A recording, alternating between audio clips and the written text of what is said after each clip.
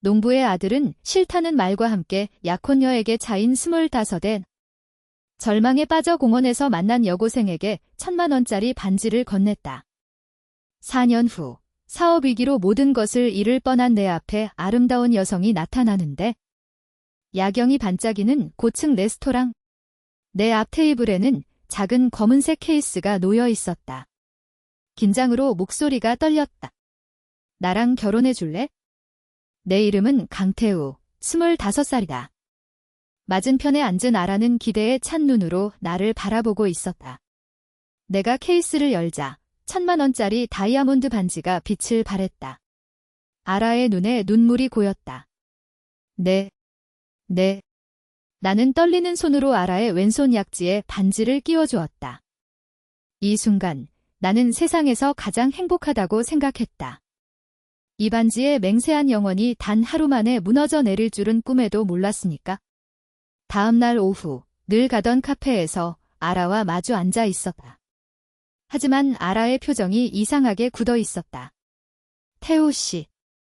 아라가 입을 연 순간 불길한 예감이 등줄기를 스쳤다.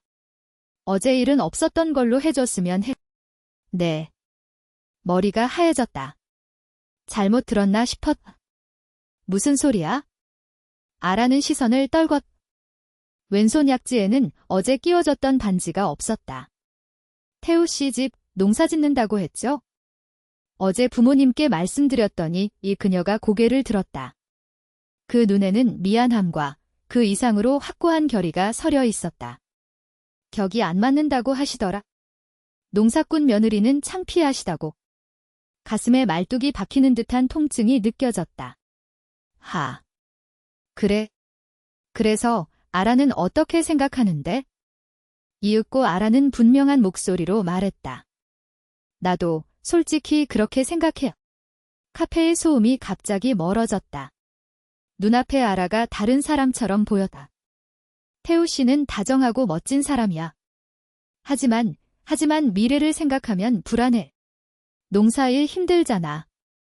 아침부터 저녁까지 흙 만지고 수입도 불안정하고 아라는 반지가 든 케이스를 테이블 위에 올려놓았다.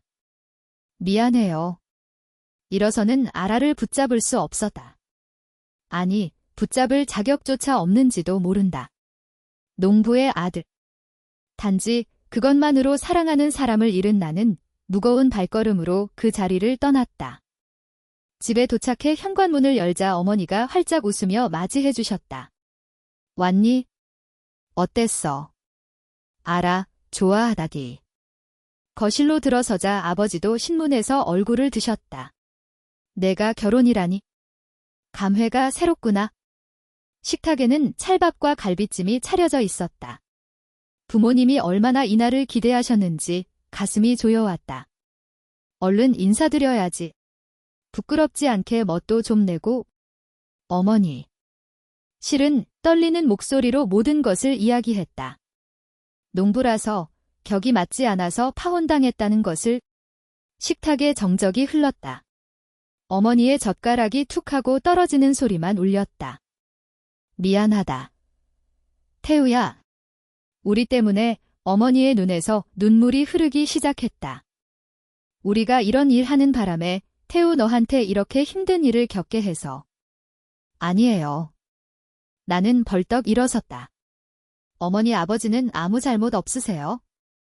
아버지도 분한 듯 입술을 깨물고 계셨다. 마디 굵은 손으로 무릎을 세게 쥐고 계셨다. 바로 이 손이다. 이 손으로 아침부터 밤까지 일해서 나를 대학까지 보내주셨다. 태우야, 미안하다. 아버지의 목소리도 떨리고 있었다. 우리가 좀 더 번듯한 일을 했더라면, 의사나 변호사 같은 그런 일이었더라면. 그만하세요. 내 안에서 무언가 끊어졌다. 왜 사과하세요? 아버지도 어머니도 하나도 잘못한 거 없잖아요. 주먹을 부들부들 떨며 소리쳤다. 아침부터 저녁까지 성실하게 일해서 맛있는 채소 만들고 저를 훌륭하게 키워주셨는데 그게 뭐가 잘못된 거냐고요. 부모님을 보았다. 눈물로 엉망이 된 어머니의 얼굴. 입술을 깨무는 아버지의 옆모습. 이분들이 얼마나 고생해서 나를 키워주셨는가. 그것을 그 여자는 한순간에 짓밟았다. 잘못한 건 목소리가 떨린다. 두 분의 일을, 두 분의 삶을 아무것도 모르는 주제에 깔본 그 여자와 그 부모라고요. 분노, 억울함. 그리고 무엇보다 소중한 부모님을 모욕당한 슬픔에 가슴이 터질 것 같았다. 젠장. 나는 반지 케이스를 움켜쥐고 집을 뛰쳐나왔다. 그리고 전주 덕진공원 벤치에 주저앉았다. 손안의 반지 케이스를 열었다. 다이아몬드는 여전히 아름답게 빛나고 있었다. 뭐냐, 이게 혼잣말이 새어나왔다. 1,000만 원. 그런 가치가 있는 건가? 강물에 던져버릴까? 전당포에 팔아버릴까? 그런 생각들이 머릿속을 빙빙 돌았다. 바로 그때였다. 저기요, 아저씨. 갑자기 바로 옆에서 목소리가 들렸다. 놀라서 고개를 드니 한 여고생이 서 있었다. 여러 번 빨았는지 색이 바랜 교복. 치마 밑단은 달았고 가방도 상당히 낡아 보였다. 하지만 가장 인상적이었던 것은 그 눈빛. 마치 인생의 온갖 풍파를 겪은 어른 같은 눈빛이었다. 아저씨 아니거든. 아직 25이야. 반사적으로 대꾸했다. 근데 엄청 아저씨 같은 얼굴 하고 있는데. 건방진 말투. 평소 같으면 화가 났겠지만 왠지 불쾌하지 않았다. 오히려 그 솔직함이 편안할 정도였다. 그녀는 내 옆에 멋대로 앉았다. 거리낌도 망설임도 없었다. 그리고 내 손을 빤히 쳐다보았다. 그거 뭐예요? 비싸 보이는 반지. 혹시 여자친구한테 차였어요? 정곡을 찔려나는 말문이 막혔다. 아하. 정곡인가 보네. 그녀는 킥킥 웃었다. 하지만 그 웃음소리에는 어딘가 메마른 울림이 있었다. 그래서 그 반지는 어쩔 건데요? 버릴 거예요. 팔 거예요. 아무래도 상관없어. 해. 그녀의 눈이 순간 반짝였다. 필요 없으면 놔줘요. 뭐. 너무나 엉뚱한 제안에 나는 얼빠진 소리를 냈다. 너 제정신이냐? 이게 얼마짜리인 줄 알아? 1,000만 원이라고. 1,000만 원. 1,000만 원이라. 그녀는 감탄한 듯 고개를 끄덕였다. 대단하네. 내 인생보다 비싸겠다. 그 한마디에 가슴을 찔렸다. 근데 지금 아저씨한텐 그냥 쓰레기잖아요. 그 말 그대로였다. 분하지만 사실이었다. 그럼 나 줘도 되잖아요. 쓰레기통에 버리는 것보 낫지? 태연하게 말하는 그녀. 하지만 그 목소리 깊은 곳에 무언가 절실함이 느껴졌다. 필사적임이라고 해야 할까? 너야말로 이 시간에 뭐 하는 거야? 집은? 부모님은? 화제를 돌리듯 물었다. 내 물음에 그녀의 표정이 순간 어두워졌다. 그런 거 없어요. 가출. 뭐, 그런 셈이죠.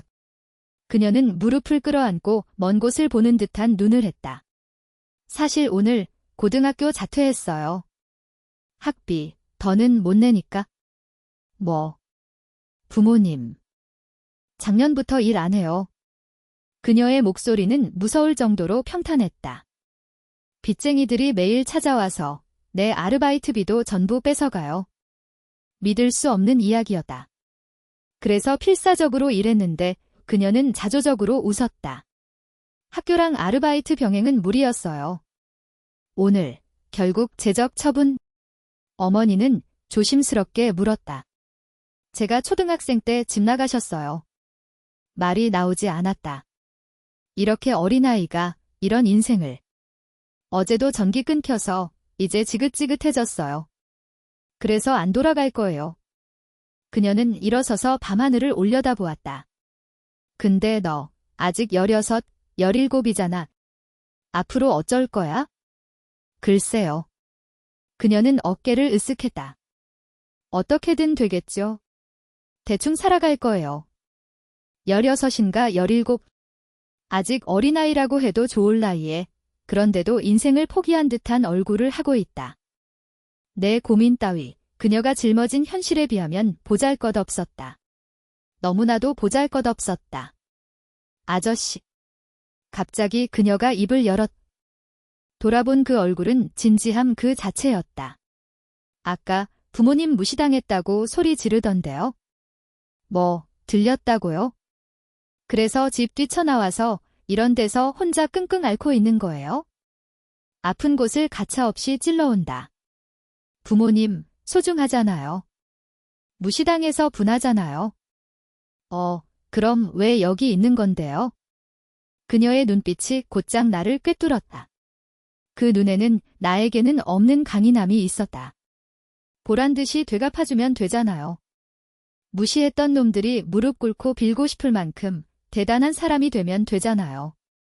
그렇게 쉽게. 쉽지 않아요. 그녀는 즉시 부정했다. 엄청 힘들어요. 하지만 당신한테는 아직 가능성이 있잖아요. 나를 손가락으로 가리켰다. 가족도 있고, 일도 있고, 건강한 몸도 있고, 하나하나 손가락을 꼽으며 세었다. 저한텐 이제 아무것도 없어요. 자신을 손가락으로 가리켰다. 그래도 살아갈 거예요. 기어서라도 살아갈 거라고요. 나는 압도당했다. 절망적인 상황에 있을 터인 나보다 10살 가까이 어린 손. 그런데도 나보다 훨씬 강했다. 훨씬 살기 위해 필사적이었다. 이런 아이에게 사는 법을 배우다니 한심했다. 이름이 묻지 않을 수 없었다. 소율. 짧게 대답했다. 소율이구나. 나는 일어섰다. 그리고 반지 케이스를 그녀 앞에 내밀었다. 네. 이번에는 그녀가 놀랄 차례였다. 크게 눈을 뜨고 나와 반지를 번갈아 보았다. 줄게, 이거. 아니, 잠깐만요. 당황하는 그녀. 농담으로 한 말인데 나는 그녀의 작은 손을 잡았다. 그리고 케이스를 쥐어주었다. 내 말이 맞아. 난 최악의 남자였어. 부모님 때문에 화내는 척하면서 결국 내가 상처받은 것만 생각하고 있었어. 이건 내 결심이야. 그녀의 손을 두 손으로 감싸다. 이거 팔아서 조금이라도 보태요. 그녀는 망연자실한 채 나와 반지를 비교해 보고 있었다. 믿을 수 없다는 얼굴. 하지만 이렇게 비싼 걸. 그리고 나는 지갑을 꺼냈다. 이것도 가져가. 100만 원을 꺼내 그녀의 손에 쥐어주었다. 자, 잠깐, 뭐 하는 거요? 당분간 생활비야. 그녀의 눈에 눈물이 고였다. 왜 저 같은 애한테? 넌 강해. 나보다 훨씬 강해. 나는 똑바로 그녀를 바라보았다. 행복해져라. 그 말을 남기고 공원을 뒤로 했다. 돌아보지 않았다. 돌아보면 다시 한심한 나로 돌아갈 것 같았기 때문이다. 등 뒤에서 소유리의 작은 목소리가 들렸다. 고마워요. 그 목소리는 밤의 어둠 속으로 녹아들었다. 그때 주머니 속 휴대폰이 울렸다. 어머니였다. 아버지가 쓰러지셨어. 병원 대기실에서 어머니와 나란히 앉아 있었다. 과로래. 그 사람 태우 너 무시당한 게 분했던 거야. 그래서 오늘도 무리해서 아버지는 쓰러지기 직전까지 밭에서 일하고 계셨다고 한다. 평소의 2배가 넘는 속도로. 우리가 농사꾼이라고 아들을 무시해 계속 중얼거리셨다고. 어머니의 말에 가슴이 조여하다. 내 탓이다. 아니에요. 어머니가 내 손을 잡았다. 수술은 성공했다. 하지만 의사에게서는 가혹한 말이 전해졌다. 당분간은 절대 안정입니다. 농사일 같은 건 어림도 없어요. 병실에서 잠든 아버지의 얼굴은 몹시 지쳐 있었다. 거친 손이 이불 위에 놓여 있었다. 바로 이 손이다. 이 손으로 필사적으로 농지를 지켜오셨다. 아침부터 저녁까지 비 오는 날도 바람 부는 날도. 잠든 아버지를 향해 맹세했다. 저 이 농사 물려받을게요. 아버지랑 어머니가 지켜오신 거 제가 대한민국 최고로 만들겠습니다. 그때 감겨있던 아버지의 눈이 희미하게 열렸다. 태우야. 쉰 목소리로 아버지가 입을 열었다. 농사는 만만치 않다. 내 동창들은 정장 입고 에어컨 나오는 방에서 일할 때 너는 진흙투성이가 될 거라. 그래도 괜찮겠냐? 괜찮아요. 즉답했다. 저는 아버지랑 어머니의 일을 자랑스럽게 생각해요. 이 일을 부끄럽다고 2번 다시 말하게 하지 않을 거예요.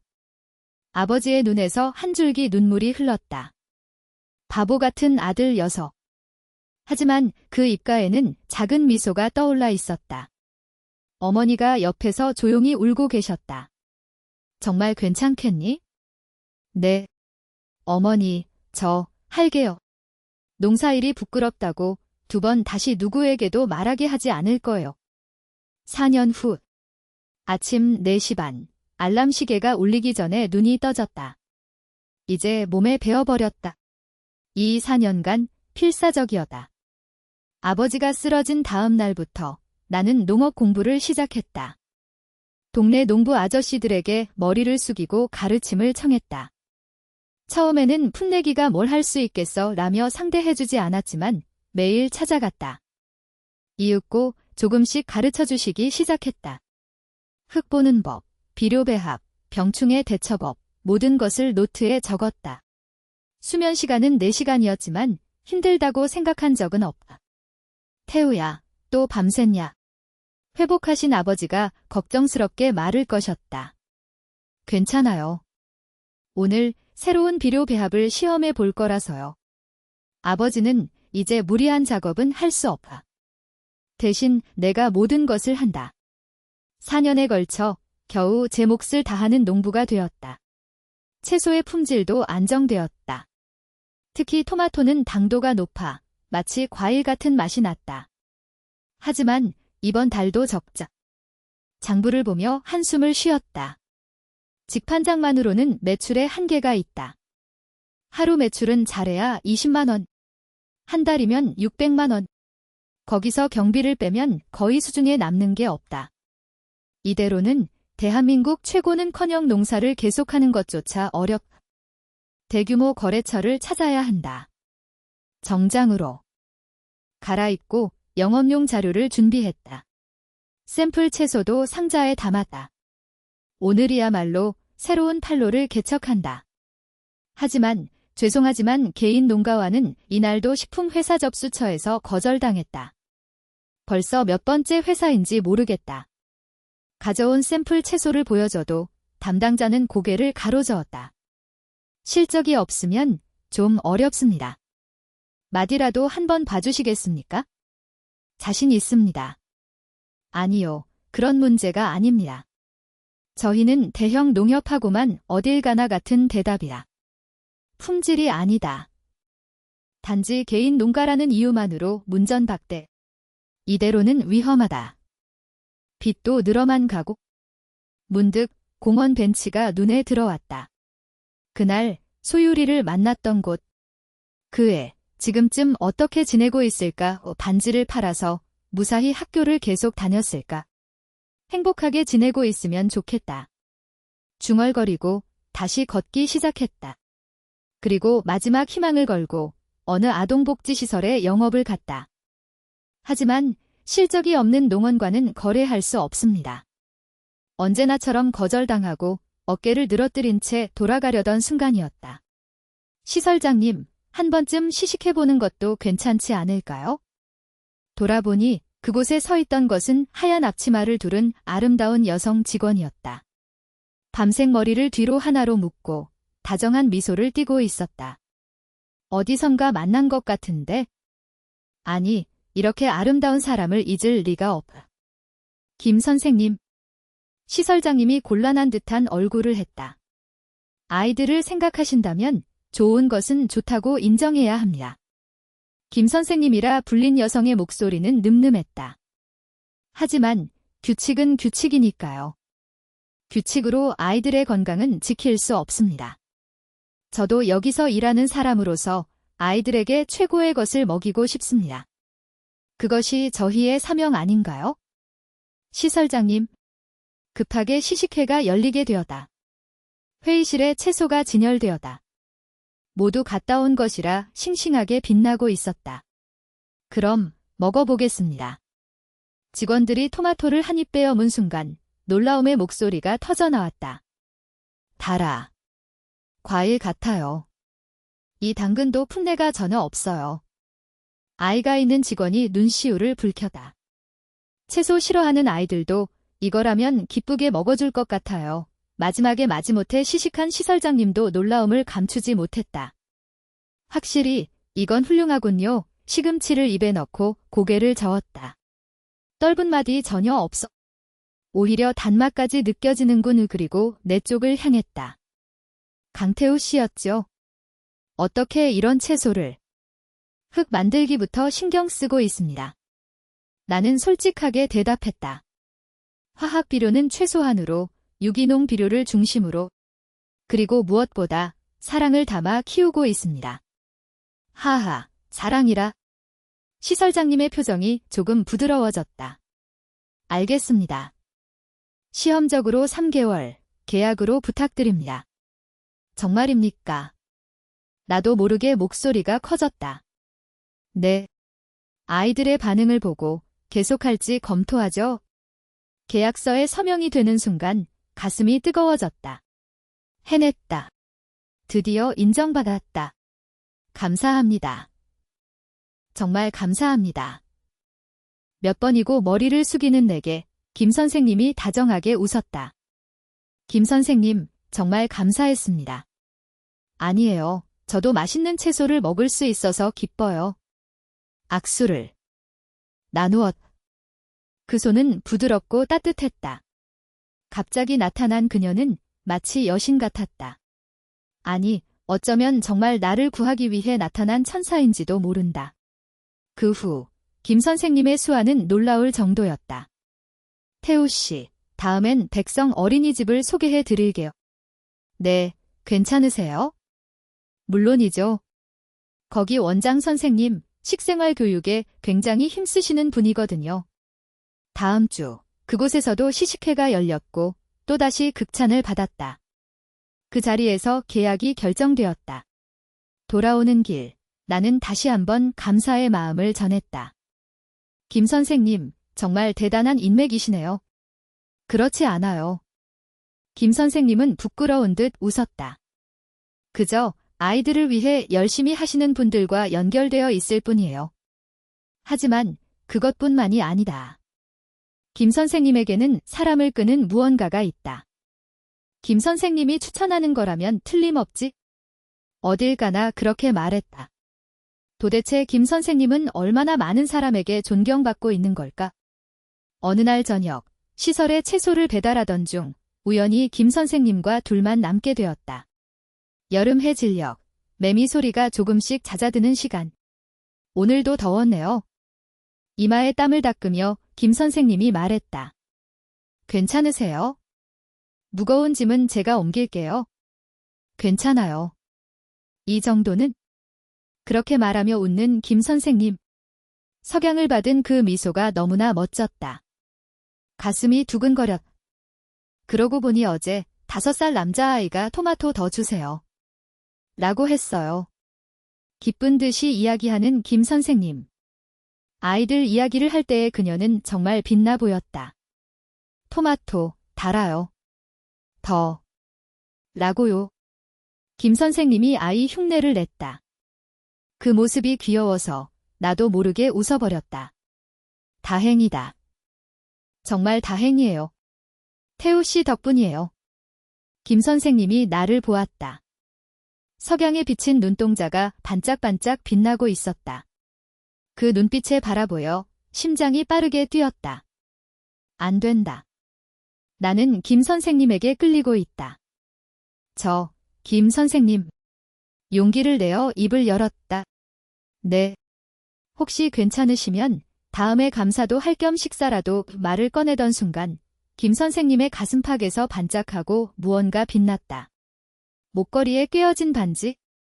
그것도 꽤 비싸 보이는 다이아몬드 반지였다. 심장이 쿵 하고 아팠다. 아, 그렇구나. 이렇게 멋진 사람인데 남편이 있군. 아, 아니요. 황급히 말을 거두어다. 바쁘시죠? 죄송합니다. 이상한 말을 해서. 태우 씨. 김 선생님이 이상하다는 듯이 나를 보았다. 아무것도 아닙니다. 그럼 저는 이만 짐을 내려놓고 도망치듯 자리를 떴다. 태우 씨. 등 뒤에서 김 선생님의 목소리가 들렸지만 돌아보지 않았다. 돌아보면 분명 한심한 얼굴을 하고 있을 테니까. 그 후로도 농어는 순조롭게 성장해갔다. 김 선생님의 인맥과 우리 채소의 품질, 그 시너지 효과로 계약처는 착실히 늘어갔다. 태우, 대단하군. 어느 날 저녁 식사 시간, 아버지가 기쁜 듯이 말씀하셨다. 이번 달 매출, 작년에 3배라더군. 김 선생님 덕분이에요. 아니, 내가 만드는 채소가 많이 써서. 아버지는 자랑스럽게 나를 보셨다. 그때 농사 짓겠다고 해줘서 정말 다행이다. 어머니도 옆에서 미소 짓고 계셨다. 동네 사람들도 태우 너 칭찬하더라. 저렇게 젊은데 대단하다고. 아직 멀었어요. 쑥스러워서 나는 머리를 극적였다. 너는 우리 자랑이다. 그 말에 가슴이 뜨거워졌다. 부모님께 인정받았다. 그것만으로 이 4년간의 고생이 보상받은 기분이었다. 앞으로도 열심히 해야지. 그때 휴대폰이 울렸다. 직원에게서 온 전화였다. 사장님, 큰일 났습니다. 직원의 목소리가 떨리고 있었다. 내일 대형마트 납품건 때문에 도내 30개 점포에 대한 일제 납품. 이것이 성공하면 농어는 다음 단계로 나아갈 수 있다. 운송회사에서 연락이 왔는데 트럭이 고속도로에서 사고에 휘말렸습니다. 피가 빠져나가는 기분이었다. 운전기사님은 경상이지만 트럭이 전복돼서 짐은 전멸입니다. 전멸. 내 머리가 하얘졌다. 내일 아침 첫 납품. 그것이 전부 허사가 되었다. 납품할 채소 재고는 겨우 맞출 수이다. 하지만 대체할 트럭은요. 찾고 있지만 시기엔 어디든. 알았어. 나도 찾아볼게. 전화를 끊고 바로 행동을 개시했다. 아는 운송회사에 닥치는 대로 전화를 걸었다. 직원 총동원해서 필사적으로 찾았다. 하지만 대답은 모두 같았다. 죄송합니다. 성수기라 모든 차량이 나가 있어서요. 밤이 깊어간다. 마감 시간이 다가온다. 만약 납품하지 못하면 위약금은 억 단위. 농어는 파산한다. 모든 것이 끝난다. 새벽 2시. 나는 혼자 사무실에 남아 있었다. 더는 방법이 없다. 전화를 걸 곳도 바닥났다. 젠장. 책상을 내리쳤다. 순조로웠는데 겨우 궤도에 올랐는데 분하다. 분해서 눈물이 날 것 같았다. 정신을 차려보니 나는 농원을 뛰쳐나와 있었다. 향하는 곳은 정해져 있었다. 그 공원. 모든 것이 시작된 장소. 한밤중의 공원은 4년 전과 아무것도 변하지 않았다. 낡은 놀이기구, 녹슨 가로등, 그리고 그 벤치. 나는 힘없이 주저앉았다. 하하, 메마른 웃음이 새어나왔다. 결국 아무것도 변한 게 없는 건가? 4년 전에는 파혼으로, 지금은 사업 실패로. 둘 다 내 무력함을 깨닫게 하는 점에서는 똑같다. 되갚아주겠다고 했는데 아버지와 어머니의 기대도 저버리게 된다. 직원들의 생활도 지켜주지 못한다. 한심하다. 두 손으로 얼굴을 가렸다. 그때의 소녀는 지금쯤 어떻게 지내고 있을까? 분명 나보다 훨씬 강하게 살아가고 있을 것이다. 기어서라도 살아갈 거라고요. 그녀의 말이 귓가에 되살아났다. 그에 비하면 나는 또 여기 계셨네요. 갑작스러운 목소리에 고개를 들었다. 달빛 속 김 선생님이 서 있었다. 평소의 모습이 아닌 편안한 사복 차림. 하지만 그것 또한 잘 어울렸다. 김 선생님. 놀라움의 목소리가 나오지 않았다. 어떻게? 직원분께 연락받고 왔어요.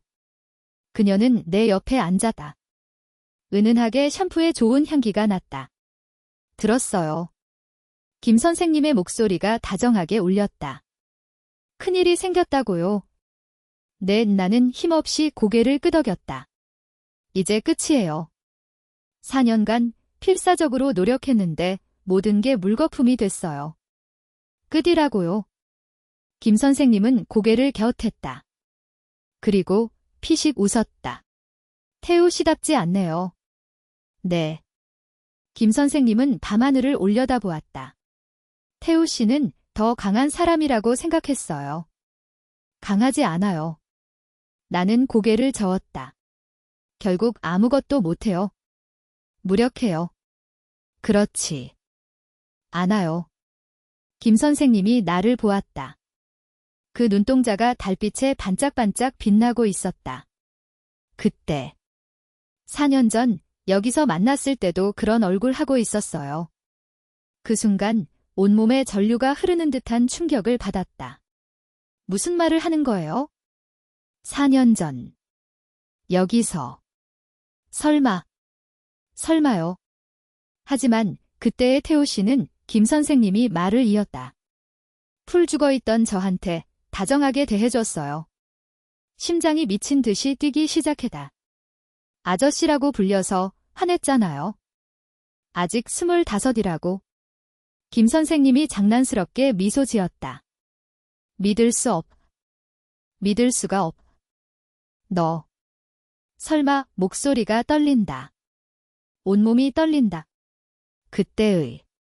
이제야 알아차리셨어요. 김 선생님이 일어서서 내 앞에서 빙그르르 돌았다. 마치 4년 전 그 밤처럼. 늦었어요, 아저씨. 그 미소, 그 말투, 틀림없. 4년 전의 그 소녀야. 소율이. 네. 그녀는 기쁜 듯이 고개를 끄덕였다. 김소율. 그게 지금 제 이름이에요. 왜 지금까지 말 안 했어? 머리가 혼란스러웠다. 김 선생님이 그때의 여고생? 확실히 이름은 같은 소율. 하지만 너무나도 변해서. 아니, 잘 보니 어릴 적 모습이 남아있다. 그 강인한 눈빛, 고든 의지. 하지만 너무나도 아름답게 성장해서 알아채지 못했다. 말할 타이밍이 없었어요. 소율이는 부끄러운 듯 고개를 숙였다. 그리고 그때의 비참했던 저를 알게 되는 게 부끄러웠어요. 소율이는 내 옆에 다시 앉았다. 하지만 이제 숨기는 건 그만할래요. 지금의 태우 씨를 보고 있을 수가 없으니까요. 그리고 스마트폰을 꺼냈다. 지금부터 제가 태우 씨를 도울게요.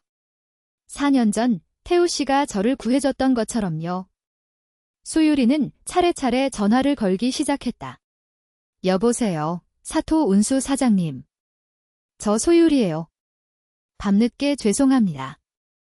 실은 놀랍게도 한밤중임에도 불구하고 모두가 전화를 받아주었다. 실은 부탁이 있어서요. 소율이가 사정을 설명하자 상대방은 즉답했다. 소율 양이 말하는 거라면 당연히 협력해야지.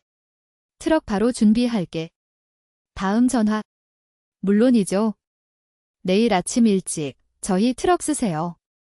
또 다음. 소율 양.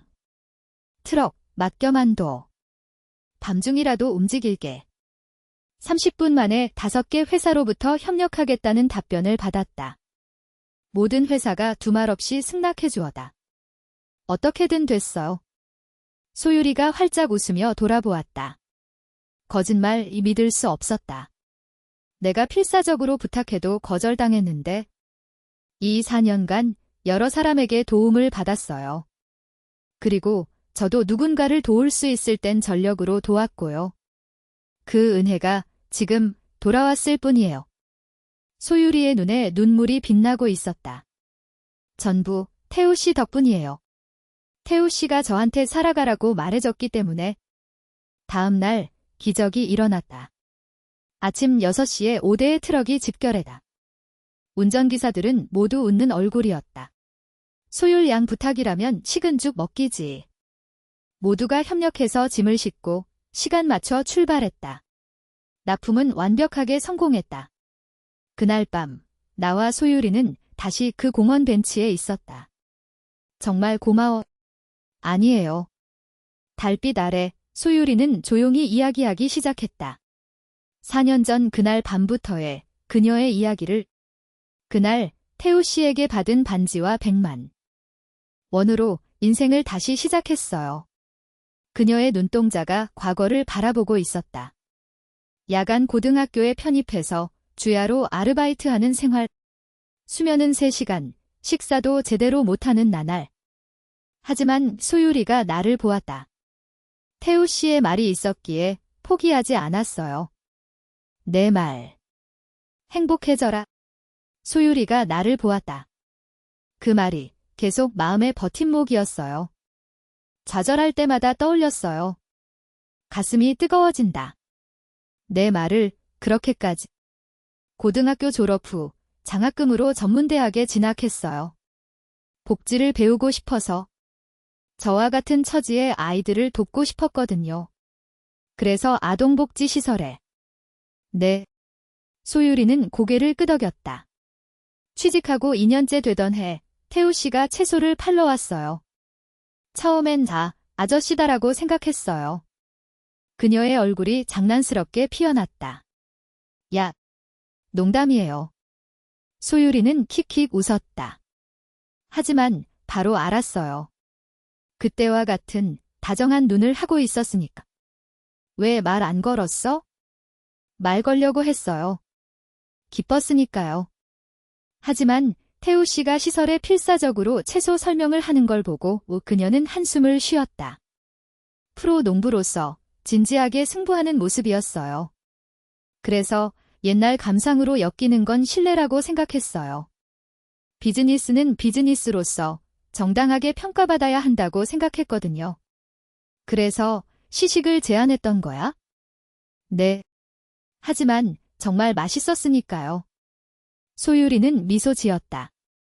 편애 없이 이건 아이들에게 먹이고 싶다고 생각했어요. 그 후에도 말하지 않았던 건? 에이, 재밌잖아요. 소율이는 어깨를 으쓱했다. 언제 알아챌까 하고 계속 기다렸는데 전혀 못 알아차리잖아요. 그야 이렇게 미인이 됐는데. 어머, 칭찬해도 아무것도 안 나와요. 그리고 은혜도 갚고 싶었고요. 소율이의 표정이 조금 진지해졌다. 태우 씨의 꿈을 응원하고 싶었어요. 하지만 소율이가 한 걸음 다가왔다. 같이 일하다 보니 깨달아 버렸어요. 옛날의 은인으로서가 아니라 한 사람의 남자로서 태우 씨를 좋아하게 됐다는 거요. 고백의 말에 심장이 뛰어올랐다. 소율이의 눈동자가 똑바로 나를 바라보고 있었다. 말이 나오지 않았다. 가슴이 벅차서 아무 말도 할 수 없었다. 하지만 소율이가 당황한 듯 손을 저었다. 대답은 지금 안 해도 돼요. 저 기다릴 수 있어요. 4년이나 기다렸는걸요. 다시 만날 수 있다고 믿으면서. 그러니까 이번에도. 소율아. 나는 그녀의 말을 가로막았다. 나도 널 좋아해. 소율이의 눈이 크게 뜨였다. 정말. 응. 솔직하게 고백했다. 김 선생님. 소율이의 미소를 볼 때마다 행복한 기분이 들었어. 그런데 그 반지. 틀림없이 남자친구나 남편이 있는 줄 알고 이 소율이가 순간 멍하니 있다가 이내 눈물을 글썽이며 웃었다. 정말 태우 씨는 그녀는 가슴에 목걸이를 풀었다. 그리고 내 손바닥 위에 놓았다. 틀림없다. 4년 전에 그 반지. 계속 소중히 간직했어요. 팔지 않았던 거야? 팔 수 없었어요. 소율이는 고개를 저었다. 이건 제 보물이니까요. 태우 씨가 준 희망의 증표니까요. 눈물이 넘칠 것 같았다. 이 사람은 4년 동안인. 하지만 생활비는 태우 씨가 준 100만 원으로 첫 3개월을 버텼어요. 그 후로는 아르바이트로 어떻게든. 반지는 아무리 힘들어도 놓을 수 없었어요. 더는 참을 수 없었다. 소율이를 껴안았다. 소율아. 태우 씨 따뜻하다. 4년의 시간을 넘어 드디어 진정으로 만난 기분이었다. 앞으로도 같이 있어줄래? 네. 이제 놓지 않을 거예요. 나도 놓지 않을 거야. 달빛이 두 사람을 다정하게 감싸고 있었다. 그로부터 2년 후, 우리 농원은 도내 유수의 농원으로 성장했다. 그리고 오늘은 나와 소율이의 결혼식. 예쁘다. 소율아. 순백의 드레스를 입은 소율이는 정말 아름다웠다. 왼손 약지에는 새로운 반지. 하지만 목에는 그 반지가 걸린 목걸이. 여러분. 소율이가 마이크를 잡았다. 저는 4년 전 아무것도 가진 게 없었습니다. 하지만 한 사람이 행복해져라라고 말해주었습니다. 그 말이 제 인생을 바꿨습니다. 소율이가 나를 보았다. 그리고 오늘 저는 세상에서 가장 행복합니다. 소율이가 내 손을 잡았다. 태우 씨, 고마워요. 식장 안에서 따뜻한 박수가 터져나왔다. 며칠 후 농원 사무실에 한 여성이 찾아왔다. 초라한 차림에 야윈 얼굴. 누구인가 했더니 알아, 옛 약혼녀였다. 옛 모습을 찾아볼 수 없었다. 그때의 아름다움은 어디에도 없었다. 태우 씨, TV에서 봤어. 엄청 성공했더라. 그래서 다라는 고개를 숙였다. 부탁이 있어서 왔어. 실은 결혼한 상대에게 사기를 당해서 아라의 이야기는 비참했다. 자산가라고 생각했던 상대는 사기꾼이었고 전 재산을 빼앗기고 빚까지 지게 되었다. 이제 너밖에 의지할 사람이 없어. 돈을 조금이라도 좋으니까 오네 옆에는 소율이가 있었다. 죄송하지만 돌아가 주세요. 소율이가 의연하게 말했다. 당신은 예전에 태우 씨를 농부의 아들이라서라는 이유로 버렸습니다. 그때 태우 씨의 고통을 생각해 본 적 있나요? 아라는 아무 말도 못했다. 태우 씨 부모님의 슬픔을 생각해 본 적은요? 그건 이제 와서 편할 대로 의지하는 건 경우가 아닙니다. 하지만 소율이의 표정이 조금 부드러워졌다. 하지만 미래는 스스로 만들 수 있어요. 태우 씨가 그랬던 것처럼, 제가 그랬던 것처럼 당신도 자신의 힘으로 다시 일어설 수 있을 거예요. 소율이는 일어나 선반에서 전단지 한 장을 꺼냈다. 이거 여성자립지원센터 연락처예요. 아라는 떨리는 손으로 전단지를 받았다. 자신의 힘으로 다시 한번 일어서세요. 아라는 눈물을 흘리며 깊이 머리를 숙였다. 미안해. 정말 미안해. 그리고 고마워. 아라가 떠난 후 나는 소율이를 바라보았다. 저도 밑바닥에서 기어 올라왔으니까요. 사람은 변할 수 있다고 믿고 있어요. 그 옆모습을 보며 나는 다시 한번 생각했다. 이 사람과 결혼해서 정말 다행이야. 해질녘 나와 소율이는 농원을 걷고 있었다. 다음 달부터 아이들 농업체험 프로그램이 시작되네. 네. 흙을 만지고 생명의 소중함을 배웠으면 좋겠어요. 소율이의 제안으로 시작되는 신사업. 복지시설 아이들을 초대해 농업을 체험하게 하는 것이다. 광대한 농지를 둘러본다. 아버지와 어머니도 건강하시고 지금은 손주 볼 날만 기다리고 계신다. 그렇다. 소율이의 뱃속에는 새로운 생명이 자라고 있었다. 태우 씨. 응. 그날 공원에서 반지 줘서 고마워요. 이제 와서. 응. 이제 와서. 소율이는 행복하게 미소 지었다. 그 반지가 우리를 이어줬어요. 석양에 비치며 나는 소율이의 손을 잡았다. 이 행복이 계속되기를. 농부의 아들이어서 정말 다행이다. 진심으로 그렇게 생각할 수 있었다. 어떠셨나요? 소율 씨의 이야기가 마음에 드셨다면 채널 구독 꼭 부탁드립니다. 앞으로도 마음 따뜻해지는 이야기를 전해드리겠습니다. 당신의 인생이 밝은 빛으로 가득하기를 바랍니다.